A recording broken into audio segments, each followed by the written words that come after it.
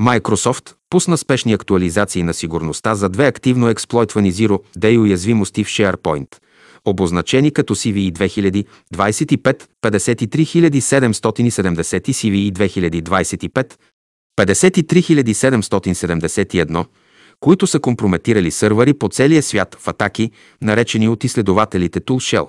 Агенцията за киберсигурност и инфраструктурна сигурност на САЩ предупреди през уикенда, че хакери експлойтват уязвимостите, за да получат отдалечено изпълнение на код на локални инсталации на SharePoint, докато Microsoft все още не е предоставила кръпки за всички засегнати версии.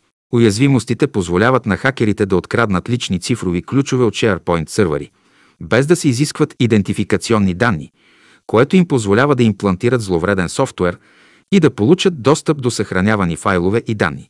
iSecurity, която първа е идентифицирала атаките в събота, е открила десетки активно експлойтнати сървъри и предупреди, че интеграцията на SharePoint с Outlook, Teams и OneDrive може да доведе до допълнителен компромис на мрежата. Изследователят Силас Кътлър от компанията за киберсигурност Censys е оценил, че над 10 000 компании с SharePoint сървъри са изложени на риск, като най-големите концентрации са в Съединените щати, Нидерландия, Обединеното кралство и Канада. Microsoft пусна кръпки за SharePoint 2019 и Subscription Edition, но все още работи по решение за SharePoint Server 2016.